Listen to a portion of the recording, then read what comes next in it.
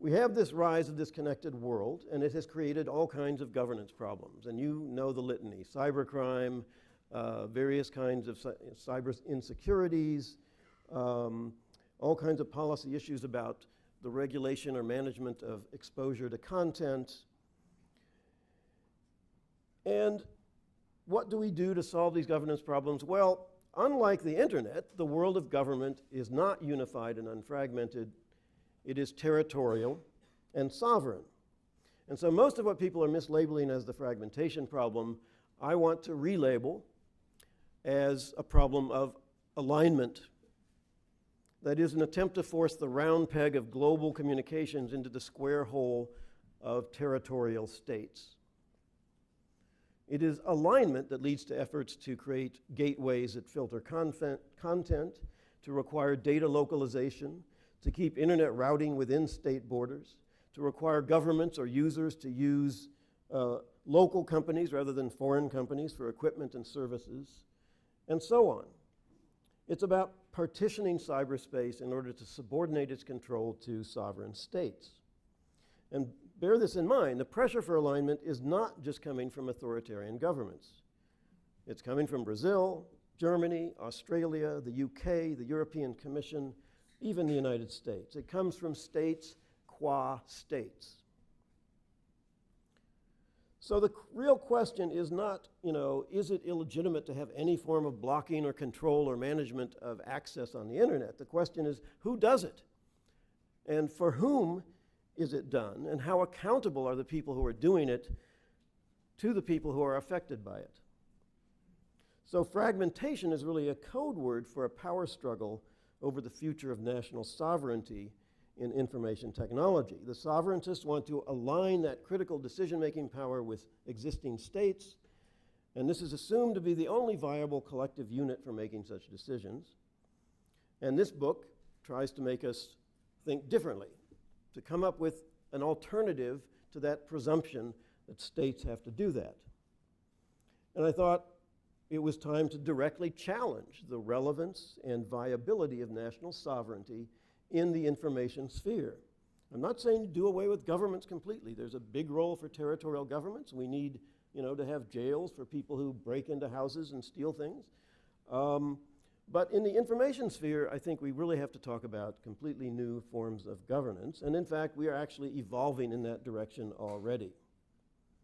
And so I speak somewhat seriously about a national liberation movement for cyberspace, in which we recognize that we're creating a globally interconnected polity around the internet, and perhaps it's time for this polity to assert its own identity and its own authority and come up with global institutions for the management of cyberspace. This may sound utopian, even crazy. I'm looking forward to some comments about that. But if you study the shifting forms of the state and governance over history, it seems much less so. Most, if not all, existing nation states are based on invented identities, and the scope of governance is consistently enlarging and changing over time. And indeed, we have already transferred governance of the domain name system to a transnational institution, ICANN. And now there's some interesting calls coming from Microsoft, among others, for doing the same with a cyber attribution organization, a stateless attribution organization. So I think it's time to have this discussion, and I look forward to what the panel has to say. Thank you very much.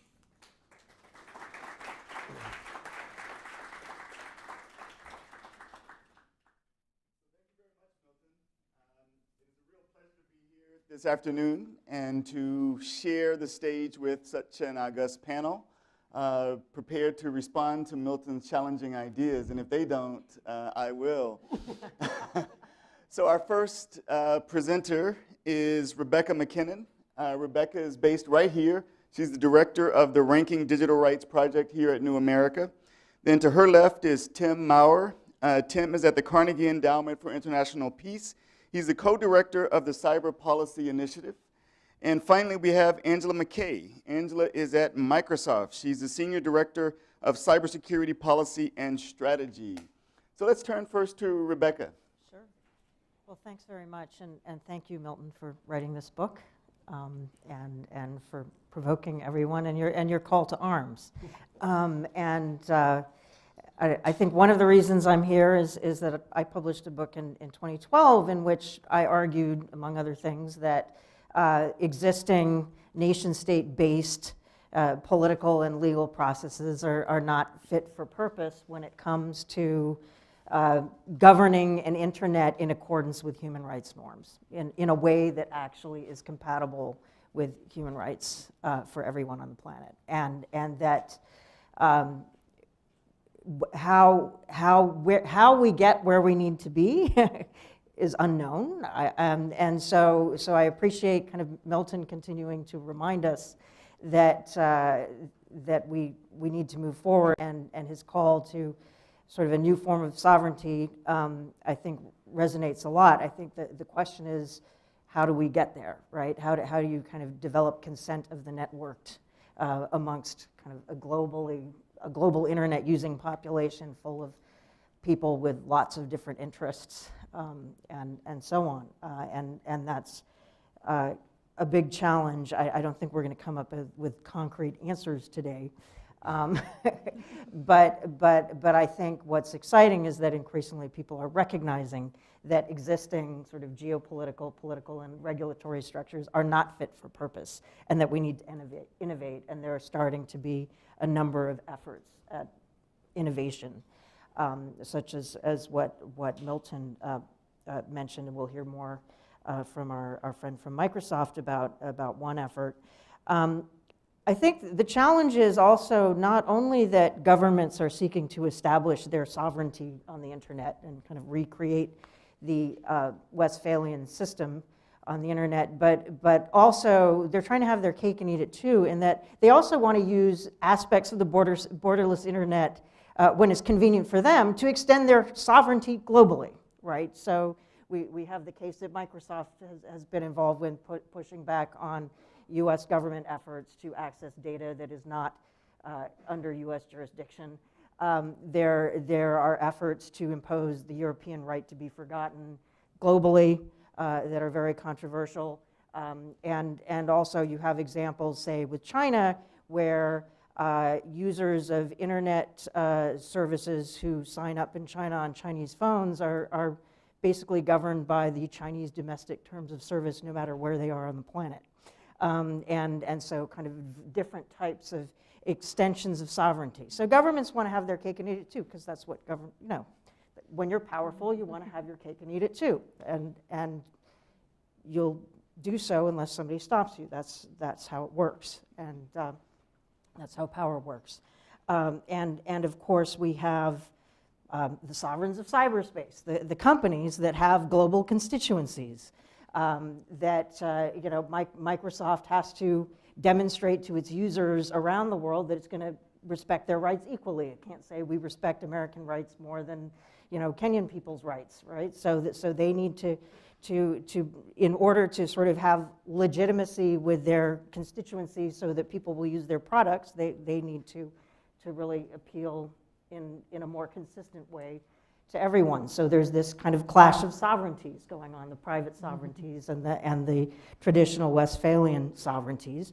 And then, of course, you have people, human beings, who are trying to use these technologies stuck in the middle with, all kinds of motives, obviously. And that's where kind of the internet nation and how you build that becomes, how do you create sort of Milton makes an interesting argument. We need to sort of create an internet nationalism and an internet identity. That's where I think it becomes challenging, because I've been involved with creating a global citizen media network, Global Voices, and find that, people share common values, but are also very connected to their domestic struggles. So the question is sort of how you tie the domestic, how you weave the continued domestic reality with sort of the global interest groups that arise. And the environmental movement, I think, is certainly one area that one can draw upon for what is the global movement, where people kind of people with common interests and common values band together in an international movement and push for governments and private actors to adhere to certain standards. And obviously, it's pretty hard, and the fight never ends. I'd point out that Mozilla has also been kind of drawing on the environmental movement with their internet health movement that they're currently building, with the idea that we need to sort of build a movement of interest. However, I think a couple thoughts about, how do you get a movement that actually gets governments to cede power, or that figures out how to organize the power relationships between private entities, governments, and the people, from whom both governments and companies derive different types of legitimacy. I think it may end up, and this is kind of drawing from a colleague of yours, Laura Donardis, maybe rather than one large, let's have a movement that kind of seizes power, it may come through lots of different efforts aimed at solving specific problems. Mm-hmm. So, for instance, the attribution issue that brings together a certain community, the fight over encryption and the right to have encryption. We're seeing a global community coalesce around that. Much thornier, then there's the internet shutdown issue where you're seeing different actors coming together over that. The content moderation issue and government's desire to control content, much harder one. But I guess I would point to, in every situation where I think power has been reorganized or ceded, or there have been kind of victories around internet governance battles, it's been because you've had civil society, corporate interests, and some segment of the political establishment from some countries kind of coming together with an overlap of interest and moving forward. So I think as we sort of build this global movement, it will require kind of strategic alliances around specific problems, addressing specific governance problems that are failing to be governed in a way right now that actually serve and protect and respect the rights of users around the world. And just finally, I know I'm over time, but in terms of kind of what the principles are, I think we have them. I don't think we need to create a new Universal Declaration of Human Rights. There's been a lot of work done by a lot of multi-stakeholder groups of how you apply human rights principles to surveillance online, how you apply human rights principles to content regulation. They're not being followed, but there's a lot of standards that are being developed. And so I would suggest, rather than sort of trying to create new manifestos and constitutions, that we really work with some really solid principles that exist, that people have already sort of started to articulate how you apply them online, and then figure out how do we better hold governments accountable and get them to respect those rights, protect those rights. How do we get companies to be accountable as well, and how you kind of mesh those together. Thank you, Rebecca. So let's see what Tim says and his initial responses. Great, thank you. I think I'm supposed to talk more about the national security and security dimension on this panel. At least that's what Milton told me privately in an email. But nevertheless, when we first met 6 years ago, it was actually at an internet governance conference. And I think over the last 6 years, it's been very interesting to see how the various narratives evolved. And I thought in my remarks, I'm going to talk about two things. One, framing, and then second, timing. I think the great benefit of Milton's most recent book goes to this first point about framing and how we think a lot about these issues. And you tackle the framing of fragmentation, and you essentially tear it apart in your recent book. I was particularly pleased you didn't use the framing of balkanization in your book, which Rob Morgus, who is here at New America, and I at one point wrote an article and said, please stop using the term balkanization for the sake of the people on the Balkans who suffered enough. And I think you do that very effectively in the book in terms of your analytical framework and how you think about it. And you mentioned it earlier, people having discussed whether the difference in language is actually fragmentation or not. And I think a lot of times we don't think enough about to what extent this aspect of it is actually rather a sign of diversity online rather than fragmentation and a more accurate representation of the global community that is joining the internet. And I think your book is like one of the most systematic efforts in trying to separate those analytically, which I think is really important. There's also, your book does a great job, and your research, I think, of how the various communities have evolved in the last few years. As I mentioned briefly, when we met 6 years ago, you had more or less 3 or 4 very separate and distinct communities that were working on tech policy issues. You had the internet governance community that Milton has been a part of for a very long time. You had the human rights groups that in and of itself were split into 2. You had the domestic tech policy groups like the EFF here in the US that didn't do a lot of international work. And you had the international human rights groups like Amnesty and Human Rights Watch that were only starting to get into this field. And then you had the cybersecurity community, which again was split into 2 groups. You had the people working on cybersecurity from the individual rights perspective and through the framing of human security. And then you had this growing community of national security experts that viewed cybersecurity and continue to view cybersecurity through the prism of national security. And I think that is really this last group, this growing community of national security experts that has started to take an interest in the internet over the last decade, that has been driving a lot of, I think, what is this counter reaction, that once the internet was commercialized in the early to mid-1990s, a lot more money became involved, and then you had a few, maybe handful of countries in the late 1990s that started to realize that they could do more than just espionage by manipulating data or stealing it, that you all of a sudden started to see the military and intelligence communities around the world taking a much stronger interest. And I think, to your point, Snowden was in many ways the wake-up call for all those countries that hadn't been doing this secretly, that all of a sudden this is something that they wanted to do. I really liked your point about the third layer and the fragmentation piece, and I think that where we're at right now in terms of historical comparisons, and I'm curious what your reaction is to that, is in Europe when we built the railroads, initially there were railroads that were different in width, right? The Spanish railroad you used different trains for the railroad system in Spain than in Europe because it was meant to avoid that all of a sudden the French or somebody else would be able to take their trains and essentially invade Spain. Today, if you take the train in Europe, you can take more or less in most countries the same train. But I think in the internet we are at the same point now where everybody's agreed we will use the same protocol. You can take the same, not train, but data and send it to me. But that doesn't mean the way the railroad tracks are actually positioned doesn't have significant impacts on trade and then also how conflicts are being fought. And I think that is where we are at today. So let me get to the second point about timing. And Milton is always great because he doesn't only provide an excellent analysis and framework, but also a very strong normative call for action and tries to energize everybody in the room to, like, once you are now going back to your office to sign up and donate money to whatever organization supports it, or at least buy Milton's book so you can have the theoretical framework underneath it.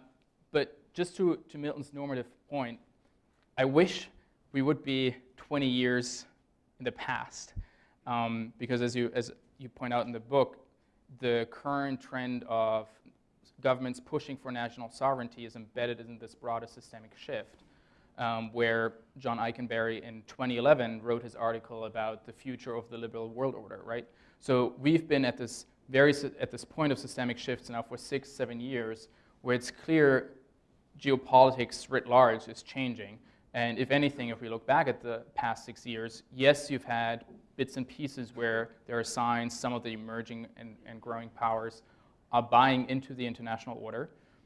One data point for that, for example, is in the international cybersecurity negotiations, there was a big debate until 2013 whether existing international humanitarian law would apply to cyberspace. So whether principles of proportionality and distinction would apply to offensive cyber operations. And until 2013, China refused to sign up to what was a consensus among the rest of this group of governmental experts that existing international law should apply, and they were pushing for a new treaty. This falls into this broader contestation of the liberal world order, but in 2013, China actually agreed to this consensus language in the GGE that existing international law applies. So you have certain signs where China and other emerging powers are buying into the existing international world order, but if the last 8 months, how long has it been, has, I think, demonstrated anything, we are, I think, further sliding toward much more of a neo-realist kind of view on the world among policymakers and decision makers in many capitals, which raises the question to what extent your call for the globally interconnected polity happens to coincide with a counter trend at a global scale that diminishes the probability, whereas if this would have been, if we would be sitting here 20 years ago, we might be in a very different scenario to what extent this would be able to move forward. So the way I would describe the current environment is as contested governance when it comes to the internet, where you have these different trends play out and we don't really know where it will go. And companies like Microsoft will be a main player, so I'm curious to hear Angela. Well, let's hear what Microsoft has to say. So, Angela. So I'm just Angela, not Microsoft. I do happen to work at Microsoft. and I think it's probably very obvious an industry point of view on the challenges and opportunities in this space. First, I just want to, like my colleagues here, compliment Milton on putting out a very helpful contribution into the ecosystem. Coming from my background, I'm an engineer. I did happen to go to Georgia Tech as well. I think that one of the things that can be very difficult is when all these different concepts get kind of munged together. And so having a methodical, analytical framework to move forward and think about fragmentation and alignment and using more precise diction, I think is a very important contribution and very helpful in terms of forward progress. So thank you for that. What I thought I might do is just add a little context from an industry point of view and maybe 4 specific lenses and then frame it out in terms of that popular sovereignty idea or the polity. First is a little bit of philosophy, then technology, then looking at attacks, and then looking at how governments and industry are responding to that. First, in the philosophical point of view, one of the things that I think is really important when we start to look at fragmentation and alignment is basically how governments see themselves and how they respond relative to their own societies. And that relationship looks very, very different in different places in the world. And so the concept of the role of the state relative to the population differs quite greatly. Clear examples here is if you look at the arguments about control of data and thoughts on that. In the United States, people would generally, not exclusively, but generally say, I don't trust the government to have my data, but I'm much more comfortable with industry having my data. However, if you move over to Europe, then you start to have, I don't trust industry to have this, but I trust government to have that. And then if you move, for example, to Asia, you have a construct that is oftentimes more where the state is taking care of things, and so they don't worry as much about where the data resides necessarily, but rather that the state is controlling this in a way that is meaningful. I also think that it changes in the context of how you think about security, which is one of the main drivers for both the national security and human rights issues that Tim and Rebecca brought up. In this context, much of the Western world tends to think about the importance of protecting various systems. So critical infrastructure protection. What are the critical systems and what is the role of industry and the role of government in protecting those? Again, however, if you move to Europe, the construct of much of the regulatory framework is brought up about protecting society, not just the systems, but what is not just critical infrastructure, but how do people use search engines to access the internet? That becomes important in the context of thinking about security. And then again, the concepts of privacy are very different in this space. I think that I wanted to bring in that context because as we talk about the next series of issues, recognizing that there are different views on the role of government, the role of industry, and the context of what needs to be protected and who become very important. That's because we are in the middle of, I think what everyone acknowledges is a great technological series of innovations that are coming much faster than most people and certainly governments are able to adapt to. This becomes very important in looking at how cloud adoption is going on. Why that becomes important is because you're going to start seeing a more homogeneous set of behaviors and set of characteristics.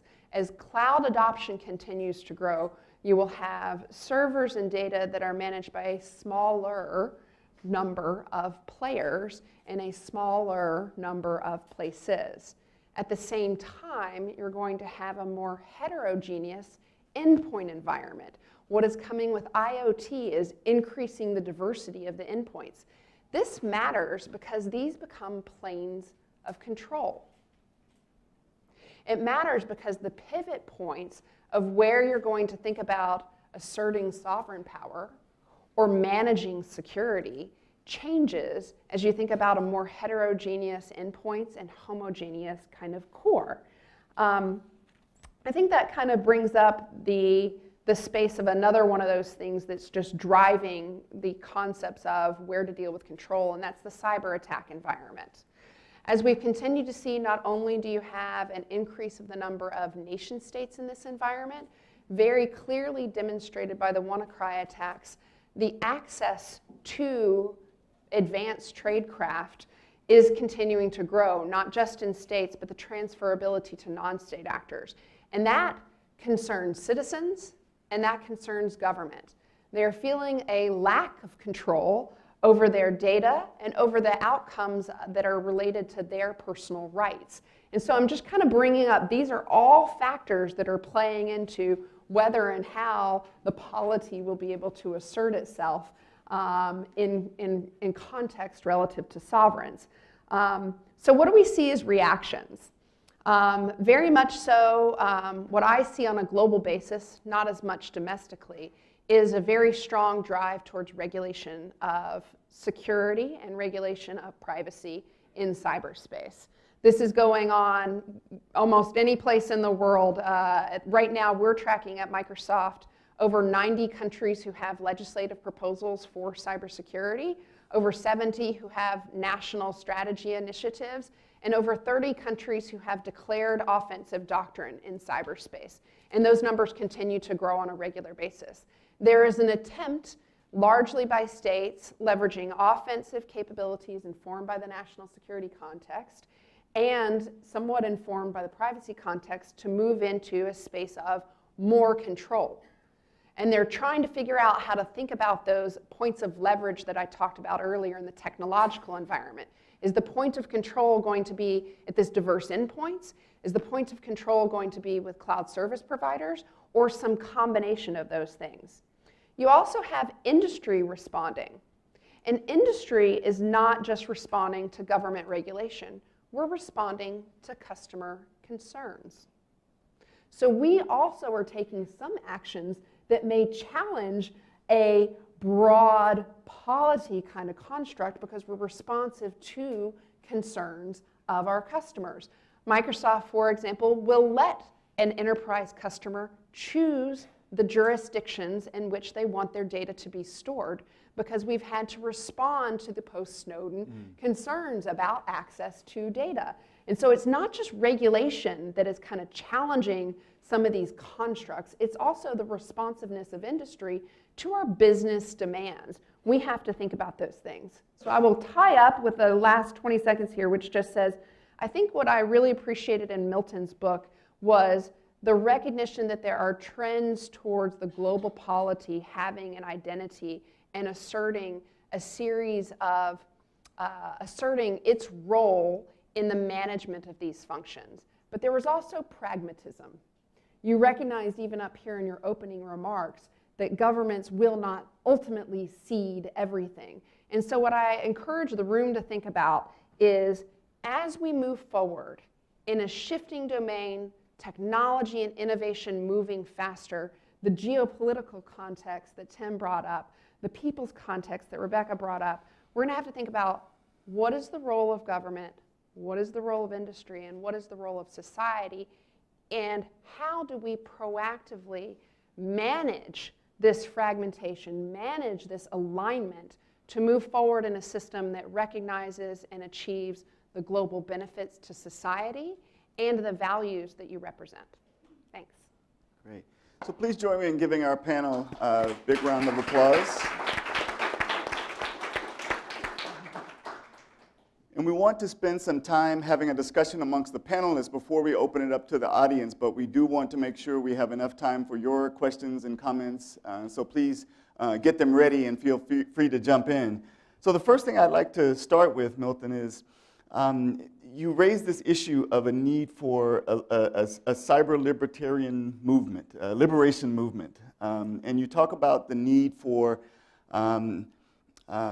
creating this space where there's the opportunity for governments to get out of the way. How likely do you think this is, given your assessment? Yeah, it's, I think I always get asked this kind of a question. It's like, what's going to happen? And it's like, my answer is always, I don't know. I don't know what's going to happen. I know what direction I want to push things. Mm-hmm. And I think by sort of making this conflict extremely explicit and outlining an alternative that doesn't normally get articulated, that I would be contributing to pushing things in a certain direction. So, you know, most people, they have a more moderate attitude. It's sort of like, well, of course, governments have concerns. Of course, they have sovereignty. We have to respect that. And I'm just saying, well, let's question that. Let's just, and see how far we can get with that. And drawing, you know, when I was investigating the concept of sovereignty, historically, I realized that the concept arose in this early modern Europe, in which you had all these overlapping kinds of jurisdiction and authority, very unclear. It was not scaled up properly. And so in some ways, at the information and communication sphere, you see a similar kind of structural pressure that says, you know, there's just something not viable about this. I really like what Rebecca said, is that the governments want to have their cake and eat it too. They want to have global authority when they can get it, and they want to have territorial authority when it benefits them. And there's a contradiction. I say that in the book. It's like alignment is something they can't resist going after, but it's something they can never really achieve, and there's these interesting contradictions at play. So at the structural level, I think it is likely that the contradiction provides an impetus for change. And that change could go in all kinds of directions, including really bad ones. And if we can articulate a concept of a global polity that has a very liberal, you know, freedom-oriented approach to this problem, then maybe it will go in a good direction. Right. Before we turn back to Rebecca, so if we go back to the mid-90s, John Perry Barlow had a declaration of independence in cyberspace. How do you think about his concept? How does that relate to what you're proposing here?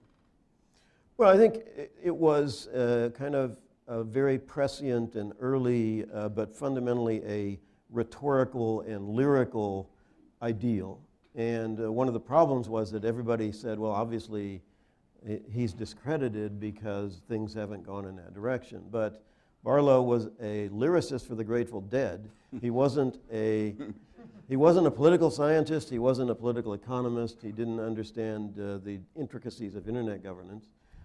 So now it's time, you know, in terms of a vision, I think that was a very powerful vision, you know, and I'm pretty much in accord with it. But I think you have to think through how it actually gets realized. So Rebecca, you talked about the institutions. How does this get done? So what do you see as the possibilities for moving in this direction, or what kind of pushback do you see against it? Yeah, so I think we need to be kind of pragmatic and methodical and kind of look at specific issues and sort of build coalitions around how to address those issues.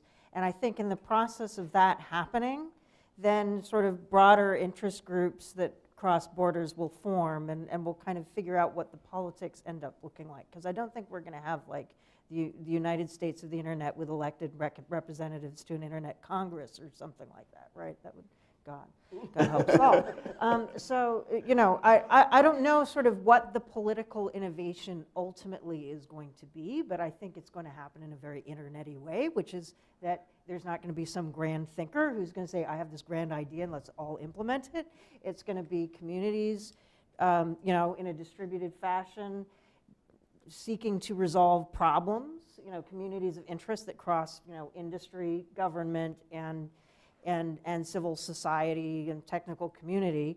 And government is, often not the bad guy as well, both in terms of security, but also there are some really bad corporate actors Right. who people need to be protected from. So it's not that the role of government goes away. I think the issue is, and this is where I bring up human rights frameworks again. So you take encryption. Let's just take the encryption battle. The right to encryption versus government's desire to assert sovereignty over technology so that they can access things for their purposes and claiming that it's in the public interest. But if you look at it from a global human rights perspective, it can only end badly, right? And the technical community and sort of the human rights community and a lot of the corporate community is sort of in agreement on that. And governments are kind of seeking shorter-term interests and seeking to erode encryption. I'm oversimplifying, but when you look at sort of what is the global human rights principle in here, this is a case where letting each government sort of decide how encryption is going to be regulated and then allowing it to be addressed in that way is clearly not good for human rights. It's not good for security either, right? It's not, there's a whole bunch of things for which it is bad. And it's probably not going to solve the problem that governments are seeking to solve anyway. So this is an example where there's kind of a community of cross-cutting interests in a bunch of different sort of sectors that can come together and say, governments, we have to take this power away from you because you're not using it in a way that's actually in the public interest. And so the question is, how do you align those forces together to do that, to achieve that? So that's a very concrete, on just one specific issue. And I think, then when it comes to content moderation, lots of governments are saying, okay, we have to make all the internet platforms, pre-censor everything and monitor everything so nothing bad ever gets said on the internet. And I oversimplify, but only slightly. And from the internet, from a human rights perspective, this will only end very badly. And so again, if kind of the national sovereignty approach is clearly not going to work, sort of how do you move it in a way that rational governance and rational decision making that actually is compatible with the advancement of human rights can happen? And so I think we do need to take it sort of beyond abstraction to some very practical and pressing issues and try and figure out how we get beyond the stalemates we're at. And as we sort of innovate in terms of policy solutions, then we'll kind of see where it's going, and those tactics can be applied elsewhere. And then the message to governments, sort of as it was back when monarchs were the thing, and said if you want, you have to evolve if you want to stay in the game at all, right? That they're not going to change unless they're seeing a real threat, and that there's frankly enough power, that's pushing them in that direction. So do you, or Milton, do you see any alignment with the current institutions that we have with the helping us to move in this direction? So we have, the Internet Governance Forum entering its second decade. You have the lots of communities of interest within that space. Are they organized enough to push us in this direction? Or, Milton, you talked about Net Mundial in the book as, having lots of possibility, lots of energy that, somehow got dissipated as well. So I'm really interested in, what are the potential mechanisms for enabling us to move in this direction if you see that? And do you see the existing infrastructure giving us a foundation for that? Well, I think the Internet Governance Forum and the Internet Governance community that kind of orbits around IGF and ICANN and the RIRs and the Internet Society actually are very important parts of the kind of the glue that helps to hold a global community together. It's sort of and that's the only thing it does. It doesn't do governance. It doesn't actually create enforceable norms or any kind of actual governance structures, and it has its own pathologies and weirdnesses. But in terms of getting those people who care about the global internet together and forming those kinds of social bonds and identities, that's very important. I think that the transition from ICANN away from the US government was an extremely important political step in terms of establishing the principle of a non-sovereign transnational governance agency. And we saw the fight, it was very revealing who was against that and who was for that. And now I think really the shift, the impetus now has to come from industry, civil society alliances, and in particular industry has to be more involved because they're the ones who operate the infrastructure. They're the ones who have much more direct relationship to the control points. And I think if industry can do things like Microsoft's Digital Geneva Convention, which is a very welcome development, I think if things keep going in that direction, I think we can see some real progress. So Tim, we'll come back to you in a second. Since we're talking about this new initiative, would you like to say a little bit more about that, Angela? Certainly. So for those who might not have heard about it, the Digital Geneva Convention is a proposal that Microsoft formalized at RSA in February of this year. It builds on some long-standing work that we have done in talking about norms, cybersecurity norms specifically, and the role of government and the role of industry in helping to promote security and stability in cyberspace.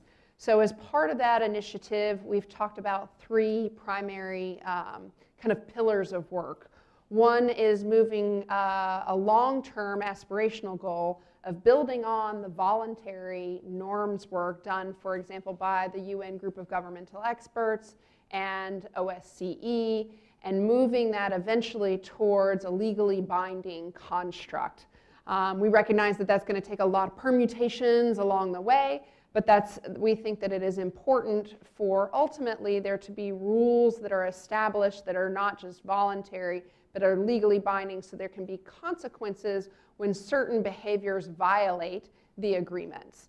The second real big pillar of work is around something we've called a tech accord. You can think about that as the role of industry in saying we have commitments that we make to our customers and we have capabilities that we can also commit to that help to, again, increase security and stability in cyberspace. So if we, as part of our proposals, and we do, articulate that governments should have a process for the handling of vulnerabilities with a propensity to report them to industry, then industry must also have policies and procedures in place to responsibly handle vulnerabilities that are reported to us and issue patches, et cetera, et cetera. So think about that as complementary. And then the last one that I think is getting a lot of discussion right now, particularly in a post-WannaCry context, is around an attribution council.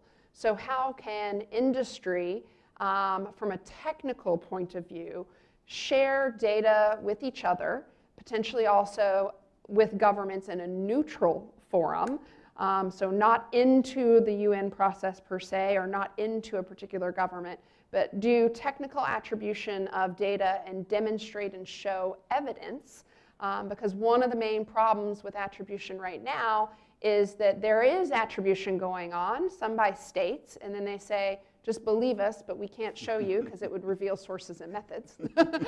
Or it's by those in industry who are very good players, but who also have particular business drivers associated with attribution. And so we think that there are, again, I think is highlighted, and I really want to pull on the point that Rebecca said, there are issue-based ways of thinking about new models for handling particular issues. And I do also agree that that is going to be one of the things that move forward. I talked about public-private partnerships probably 3 or 4 years ago at the SciCon conference in Estonia, where we talked about the Attribution Council recently. And at the time, I said the same thing I would say now, which is you form communities around issues. It starts to help you know which stakeholders need to be involved, because everybody has an interest. but do you have an equity or a capability to bring to the table to solve the particular problem that's coming to bear? This is moving and changing so fast that I think an issue-based construct is going to be the one that allows for sufficient agility to deal with the range of concerns from a threat perspective and an innovation perspective, and helps to define what the appropriate model for inclusivity should be. Because if it's everyone all of the time, we're never going to get anything done. So, and Angela, you and Rebecca both see these issue networks as multi-stakeholder issue networks? Sometimes. Sometimes, not necessarily. Not necessarily. Even in the Digital Geneva Convention proposal, you saw that the legally binding pillar of agreements among governments is a government-to-government agreement. Industry and civil society can help inform what that agreement is, but ultimately we believe it's states agreeing or not agreeing to certain behavior between them. Okay. We can influence that. The tech accord is an industry-to-industry commitment. States and civil society should have input, but the agreement is there. And so it's not going to be one or the other. It kind of gets to my who has capability and equity, not just who has an interest. Sure. You can inform a lot, but you've got to kind of figure out who has to be at the table versus who wants to be at the table. Sure. Yeah, I agree. I think each problem, there are different sets of actors that need to perform different roles. But it also relates to accountability. Yes. So whatever constructs solutions get devised, how do you ensure that when whatever mechanism it is, when abuse takes place, when abuse of power takes place, it's identifiable, that the abuse took place. It's possible to know who abused their power, and that they can be held accountable, and that victims have redress. Right.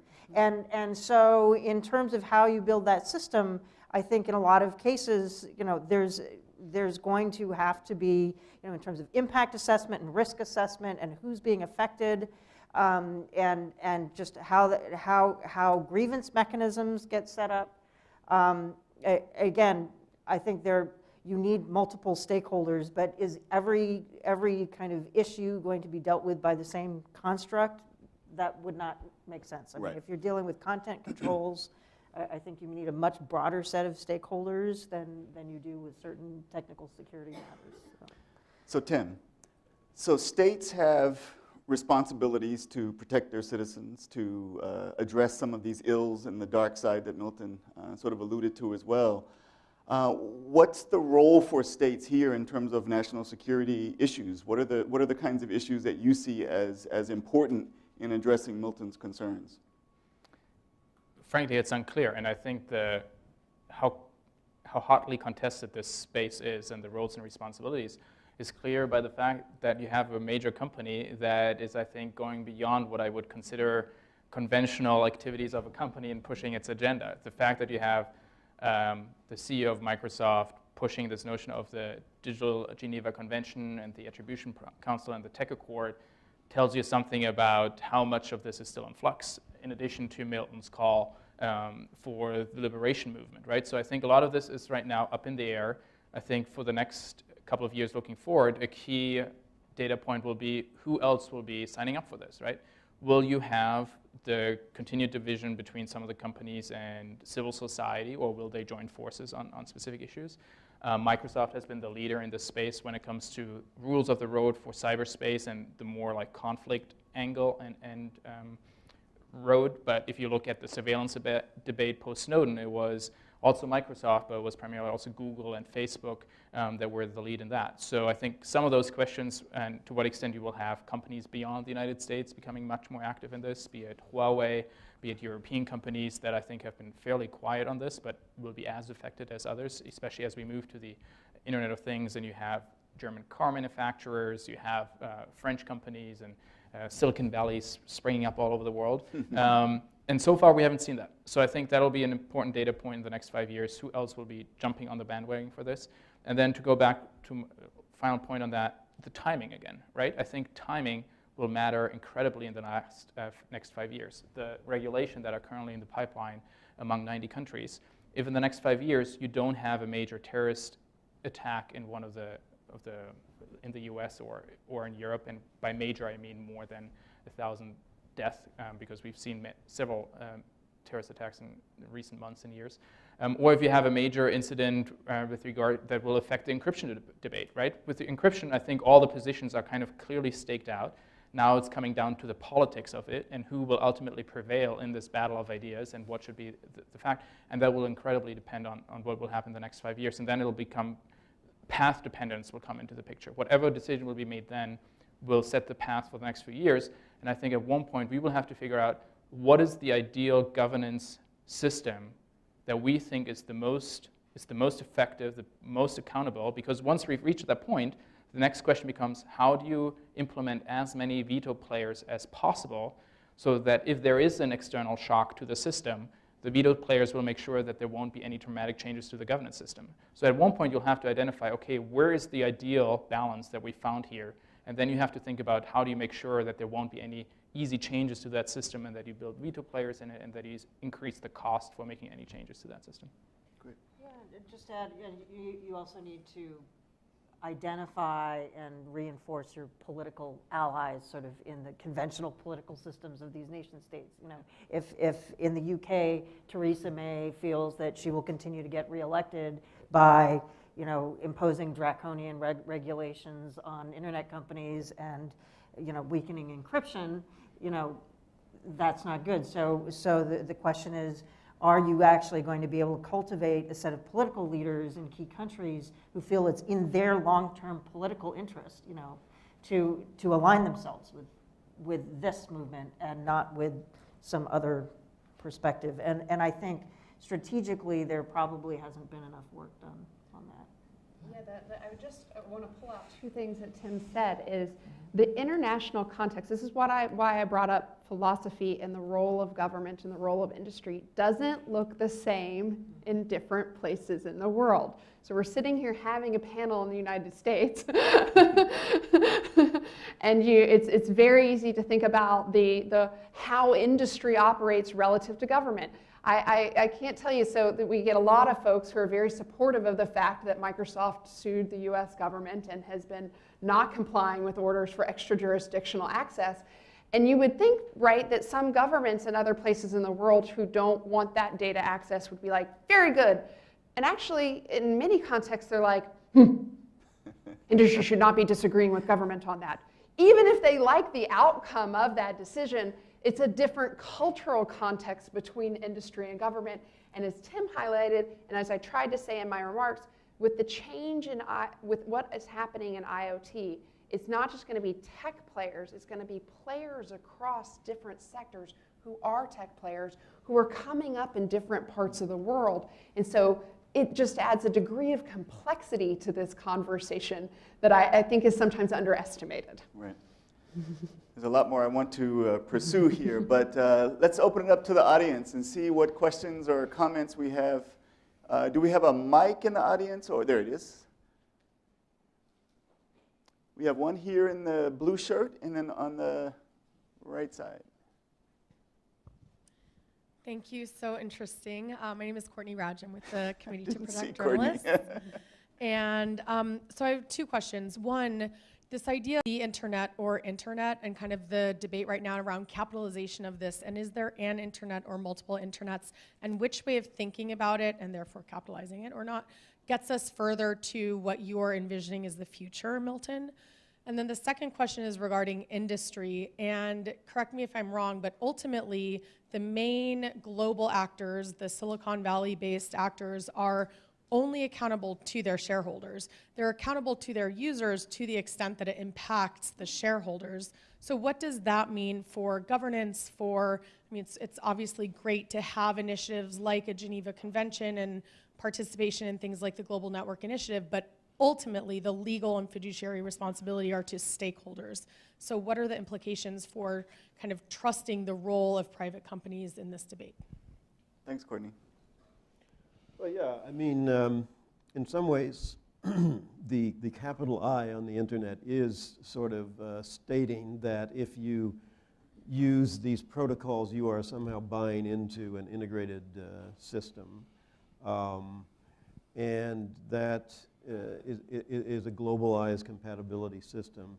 But I don't think the issue of how this plays out will turn on that. I think it's more a question of the degree to which, where do you locate this authority to manage and limit access? And again, I don't think it's possible for anybody to say you should never manage or limit access, and you should never moderate content.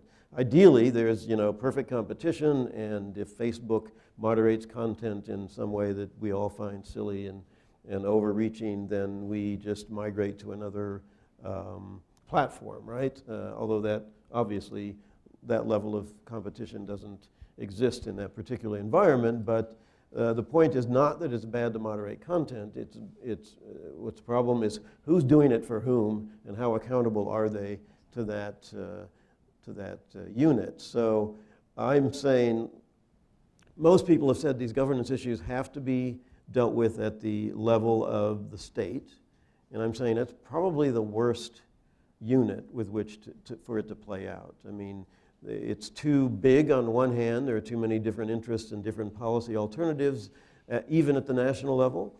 And it's too small in the sense that it doesn't really deal with the global. There's too much conflict built into the nation-state relations at the global level for that to really work. So let's devolve lots of decisions to autonomous systems, to markets, to other kinds of arrangements, and then let's push a lot of stuff up to new global institutions. The shareholder sorry. regime, yeah. Yes. No problem.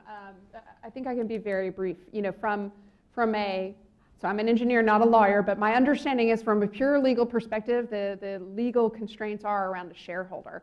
But maybe what I could explain is more broadly how we think about this, which is in delivery of shareholder value, you have to think about a lot of different components, including legal, regulatory, financial, security, risk.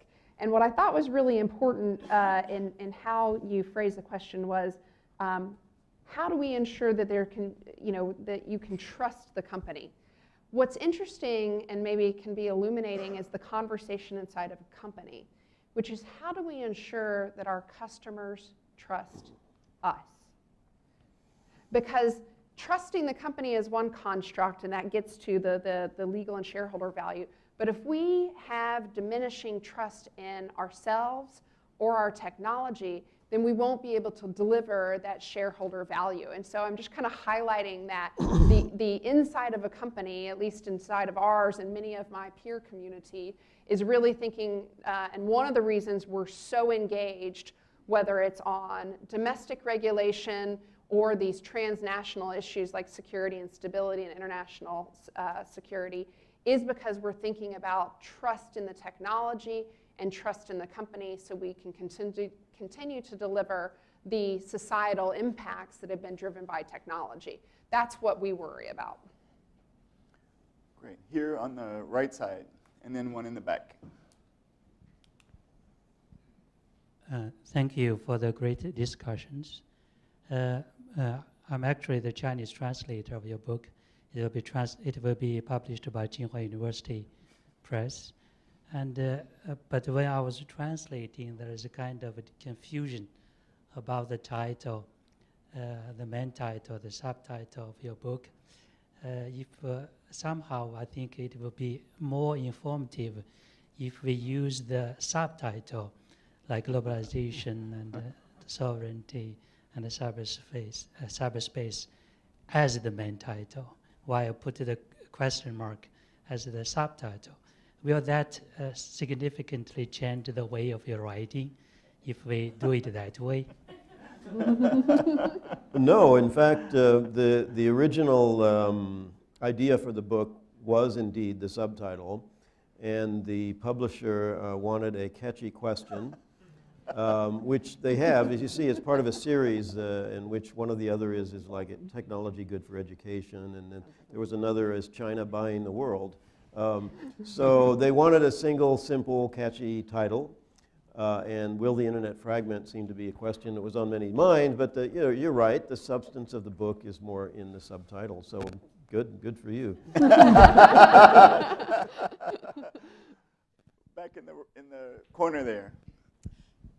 Hi, Kathy Kleiman. I'm Internet Counsel with Fletcher Hilden Hildreth, and hello to Milton and Rebecca and everyone on the panel. Great discussion.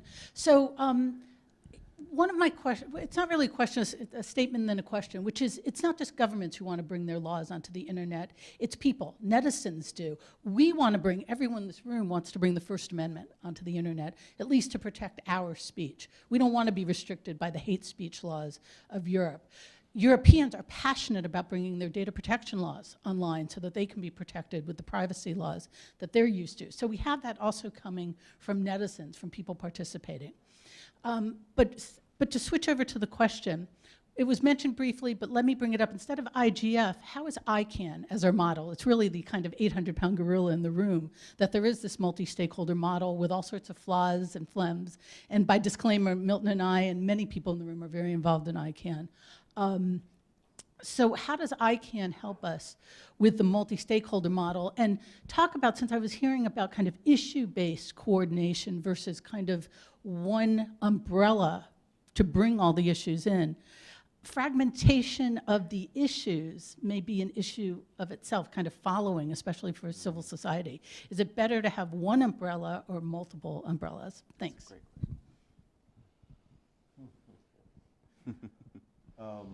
So I guess the question of who is here from ICANN, by the way? Okay. So I can say pretty much anything I want. To what extent is ICANN a good example? I think it is a fundamentally good example in the sense of being based on the right idea, that we're going to transnationalize governance by privatizing and devolving it down to a contractual relationship among private actors rather than to try to govern through an intergovernmental treaty among states. So in that respect, the ICANN model is very good. In terms of the accountability relationships, everybody at ICANN remembers me probably negatively because I was so critical of them in the beginning. And in fact, even though everything I said has basically turned out to be true and they've tried to rectify these problems, they still know that they don't like me. They don't know why exactly, but they just don't like me. But basically we went through, we said in 1999 that you have no accountability. They said we're going to create a membership that's going to elect a board. They did that. They got elected people that they didn't like, so they abolished the membership. And then we said you have no accountability. And then, it became more and more obvious that they had no accountability in the community, not just civil society, but the business interests in particular started saying, they have no accountability. So we got these reforms tied to the transition, and that was a good thing, and we're still seeing how those things play out. But I think in general, ICANN it's an example of what you have to do global governance. And in some ways, segueing over to the other part of the question, Kathy, it supports Rebecca's idea that you can do this better when you're focused on particular issues and particular problems. So with ICANN, we're focused on DNS governance. One of the reasons the NetMundial initiative kind of ran aground was it wasn't clear what was the scope of this initiative, and were they going to try to use all of these sort of self-selected structures to handle a bunch of other internet governance issues that maybe weren't really, properly or legitimately constructed in certain ways. And so the idea that we know how to do name and number governance right is, I think, very important, both as a limitation on the scope of government and on the fact of effective governance, is that we know what we're doing and we have a community around that. And in many ways, if there's one criticism you can make of ICANN right now, it's that they are so avidly encouraging open participation in the multi-stakeholder system that they're getting flooded with all kinds of people who love going to these meetings and love participating, but they know absolutely nothing about domain name policy.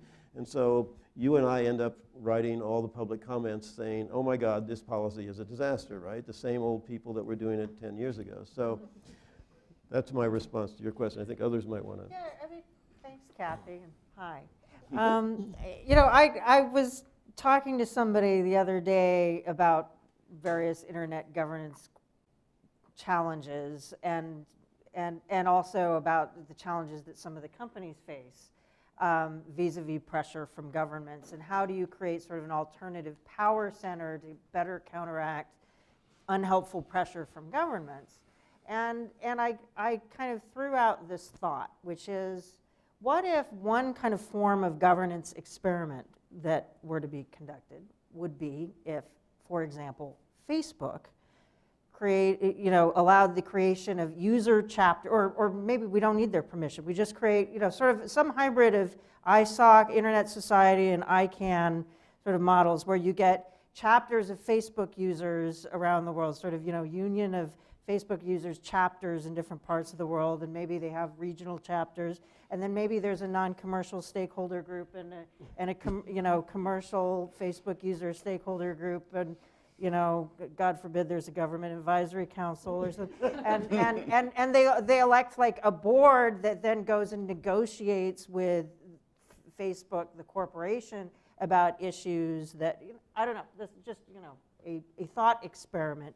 But do we need companies, would it be in companies' interests, particularly when they're just kind of faced with this conflicting set of demands from lots of sovereign governments that all contradict one another, and it's kind of hard to respond constructively.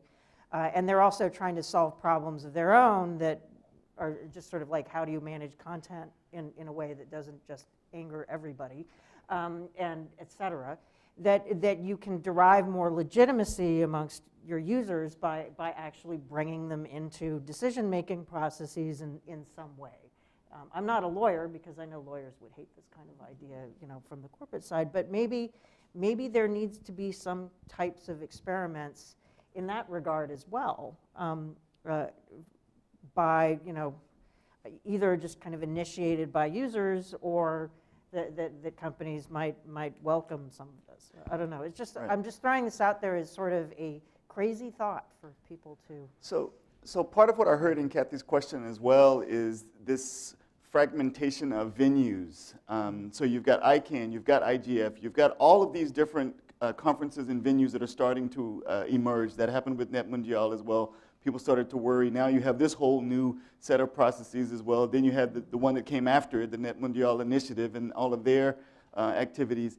And so what I was getting at earlier around, say, the dynamic coalitions within IGF, is that the kind of issue network? At least that's a place where, even though where all of these different issue networks are still coming together, rather than just going to the privacy conference or just going to one of the other, intellectual property conference or whatever the case may be. I just, I'm trying to be a little bit pragmatic and think about how do we see progress in this front, creating yet another multi-stakeholder global institution from scratch to make this happen, or make the ones that we have work better. Well, one of the things to understand is that you can overdo governance, okay? So it's not like everybody needs to collectively vote on every. You can overdo governance, okay? So it's not like everybody needs to collectively vote on everything that happens in the world at every moment in time. Indeed, one of the values of markets and limited government is that you try to find ways where, when people disagree, you don't have to have a vote on my tie, right? I choose my tie. If you don't like the color, it's just too bad, right? And you got an orange shirt, and that's okay, okay? So I think we need to vote on it. So we need to radically restrict the number of things on which we need to reach collective agreement. And there's a very clear dichotomy between progress, technological and market progress, on things that people can take private action, and things where you have to come to collective agreement. So for example, it took us more than a decade to come up with internationalized domain names, because that required collective agreement through the governance structure. It didn't take half that much time, a fraction of that time, to come up with actual representation of alternative scripts in websites, because that was private action. So one of the keys here to having rational governance is to limit the scope of governance to those things where you truly need collective action. I forgot exactly where I was going with that, but Asvathu was next, and then we've got 3 over here. So. Hi, I'm Ash. I just graduated from American University. Thank you so much for such a great discussion. I just wanted to hear your thoughts on yet another institution that I understood as having quite a bit of significance to the whole debate of internet fragmentation, the Wicket. I'd like to know if it does, 5 years after the ITR, if it does have significance now, and also, do countries need the kind of justification provided by Wicket in order to assert their sovereignty? And if so, how do we deal with it when internet governance is reduced to like intergovernmental treaties? Thanks. And just because we're at the end here, let's get these last 3 questions and then a final round of responses. So there's 1, 2, and 3. Hi, Tim Rideout. Thanks, everyone. I'm wondering about, this is more specifically to Angela, but anyone can feel free to answer, is as tech companies, so for the example of the Attribution Council or whatever, as tech companies do take on more power and influence, then people are then going to want to hold them accountable directly if the government is more pushed aside. Are the tech companies prepared for this? I mean, how does it, obviously if you're attributing, you're taking on an investigative function that is normally the police. And as Facebook takes on more and more, and you know, I mean, I don't trust Facebook. They perform social experiments on their user base without their consent. I mean, you know, so the question is then, are you prepared to basically become the government in some form? How does it interface? I mean, obviously you're not going to go around arresting people, but when you give information about attribution to someone, you know, what does that look like? I mean, I don't know. I'm genuinely curious. Thanks. So we've got the gentleman in the blue shirt here and the gentleman in the bow tie. Hi, I'm Chris Savage. I'm a lawyer and actually a professor in this space. I want to put a dystopian image out there and see how the panel responds. Something that governments have that companies don't is armies, guns, and the ability to put people in jail and take property and not have to go to jail for it. And so what occurs to me is the reason this panel exists is because we don't realize how recently it is that the internet has actually become important. And it's really only in the last 3 years, maybe an election or two, that the politicians and the governments are coming to realize, wow, this really matters. And if the government thinks it really matters, they do all kinds of things. Revoke Section 230, for example. There goes content, totally consistent with the First Amendment. Or regulate internet service as a utility on price, which is a lot of the issue in the net neutrality. And I'm wondering whether this discussion appreciates the full power of government if it actually gets interested in what we do. Yeah, that's a perfect lead in to the end of the conversation. And my question really is more a comment. Angela tried to emphasize this issue of context. And I see this conversation as somewhat of a context-free conversation. So the real question is, what's the objective? What's the result that you want? Because technology, internet governance is inherently a technology question. It really is. I mean, the operations of it is a technology question. How are we going to govern? At least I thought it was about connectivity, about free data, about data flows, things like that. And when we first started talking about fragmentation, as you said, it was really the issue of governments putting walls, using that to create several internets and lots of things like that. But what's happened is you're talking about rights. Well, what are human rights? There is a declaration, there's disagreement, you know, what we consider a right here and others. So those are governing things. And if we use governing words like power and primacy and things like that, then we're adding to governance something that has nothing to do with the flow of information, but it has everything to do with replacing things. So we have to be very careful about thinking what the result is. And that means we must do it contextually and carefully use the language that applies to the things and say, what is the result we're looking for, and what will that result probably do? In World War II, And after that, we saw one result of free flow of information. And that was, of course, Radio Free, the Radio Free Europe, the American. Let's go ahead and finish up And, so and that that we kind can of thing. have the So, panel. so I'm just posing that as, there's a context for the conversation that really is important for resolving. Great. So let's start with Angela and work our way down. Lots to think about. Lots to think about. One to Tim's question. Hey, Tim. Everybody else got to do a shout out, so I do it. Particularly relative to the Attribution Council, what I would highlight is maybe a very tactical point relative to your question, then a more strategic one. In the context of the Attribution Council, technical attribution is not the taking of actions that would hold accountable the actor identified in attribution. So one of the reasons we've talked a lot about the technical attribution is that that is different than effectuating consequences for behavior inconsistent with a norm.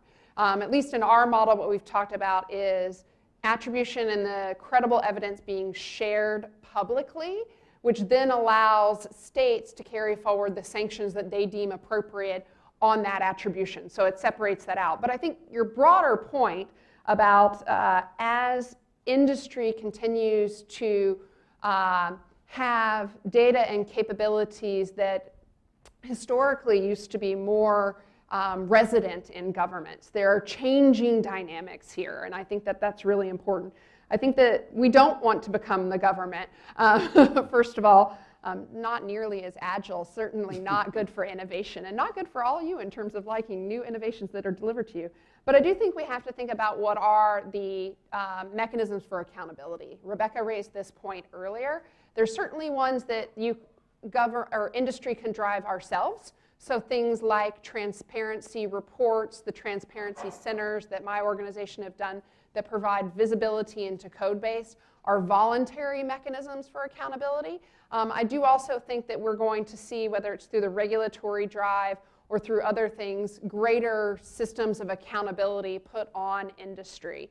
And I think that that's going to be, as we talk about governance challenges broadly, the system for accountability relative to control. We see this coming up, for example, with AI, right? Like, who's designing what the algorithms are doing? It's still designed by a company. What is the right way to provide visibility into that? So maybe just to the question at the end, what is our objective? I don't know if I could speak for all of Microsoft, but I would say maybe specific to the conversation on the Digital Geneva Convention, because it's come up a lot here, is what we are seeking to create is a sufficiently stable ecosystem and sufficiently secure ecosystem that addresses trust. And it's that question back at the beginning. It all comes back to trust. That citizens are able to trust their governments, citizens are able to trust technology and technology companies to represent their interest. But the context point becomes incredibly salient there because interests are different in different places in the world. And I think not just from a geographic point of view is what I highlighted earlier, but these are changing. The identity systems are changing very dramatically because of technology. And so when I say represent interest, it's a conceptual thing as opposed to a very pragmatic or tactical thing at this time. Yeah, anyway. Thank you. Tim. Just building on that point in terms of the dystopian future, I think we're in the midst of that battle playing out right now. After 2007, the Estonian DDoS attack, Stuxnet became publicly known, Snowden, I think we're in the midst of the resurgence of sovereignty and the nation state. And to the stability point of view, I think there's a really interesting question to the objective. What do we mean with stability? It's different from security, and it's different from peace. And even if you would just look at peace, I work at an institution that has peace in its name. You can go to Jörn Galtung and we can have a conversation about negative peace and positive peace and what we mean by that. So I think that'll keep us busy for the next few years. Thank you, Tim. Rebecca. Yeah, I mean, just briefly, I think human rights are pretty tangible and do relate directly to the free flow or to the flow of information and the governance of the flow of information.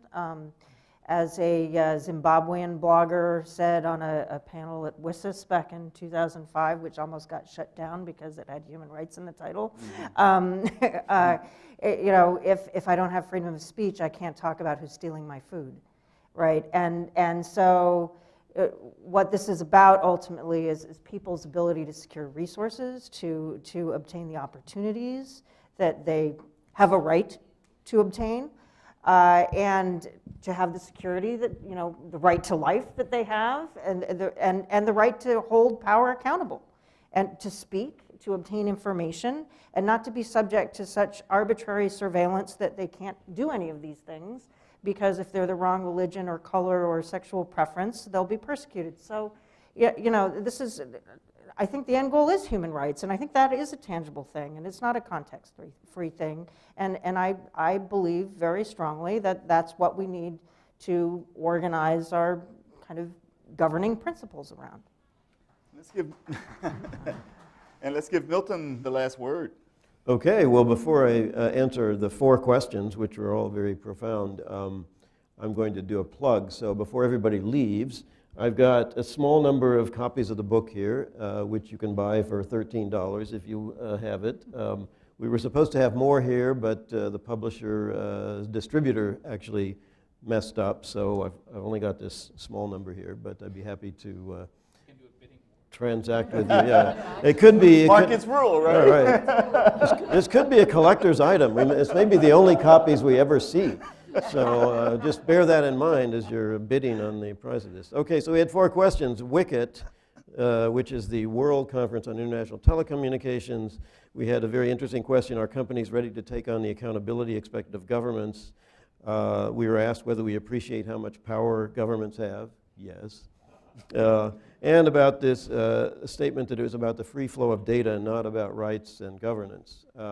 So to begin deal with WICIT first, I'm going to have to deal with that really quickly, but basically that was a 2012 meeting to revise and update the international telecom regulations, which were written in 1988. This was turned into a proxy war over the role of the ITU in internet governance, and had almost nothing to do with the ultimate treaty that was passed or not passed. The whole world split around this fundamentally not so relevant treaty, and really had very little to do with anything in the final analysis. We wrote a series of blog posts about it, which I would direct to you at the Internet Governance Project. You can look back at the archives and get the full sort of our treatment of that. I think I'm taking a slightly different view than Angela on the question of corporate accountability. I think that insofar as we shift or migrate some of these governance functions to private, non-state actors, let's say, no, we don't want Microsoft to be a government or to be held to the standards of governments, but we want it to be a private corporation. But when we create this international attribution organization, or we're talking about ICANN, even though those are non-state actors, hell yes, they're going to be held to the same standards of accountability if they're doing this global governance function. And ICANN has learned that the hard way. That first they said, we don't really do policy. Oh, yes, you do. Yes, you're going to have essentially procedural protections. You're going to have notice and comment. You're going to do all these things that governments have to do because you are governing. So on the how much power to governments, I think Tim pretty much answered that in the sense that the reason I wrote this book is because I saw this reassertion. I fear it. I think we need to understand what might be lost in that process. We need to have a better articulation of that, and we need to question the basis for it, which is, of course, this idea of sovereignty and the idea that every state has some kind of absolute power over what their citizens do, regardless of this global community that we've created by default. And finally, when you say it's about data flows and not about rights or governance, then, well, think about what it means to have free data flow between countries. It may be that the data is violating the privacy laws of a particular country. It may be that you're enabling commerce that bypasses all kinds of regulatory restrictions on commerce. So you cannot avoid talks about rights and governance simply because the technical system has enabled. That's what's so wonderful about the internet. We sort of just created a globally compatible protocol that connected everybody first, and then we thought about how do we govern this? And I thought that was a wonderful mistake. Some people think that was a terrible mistake, but if we thought about how to govern it first, which is what the Europeans always do, and then created it, what we would have gotten would have been completely bad and ridiculous and overly restrictive. And so we kind of are doing it the right way. We created the capability. Now we're figuring out step by step in a kind of a common law basis how and when to regulate it and when not to regulate it. So, So everyone, please join me in congratulating on the publication of his new book and to thank the panel for their wonderful insights. So thank you all very much.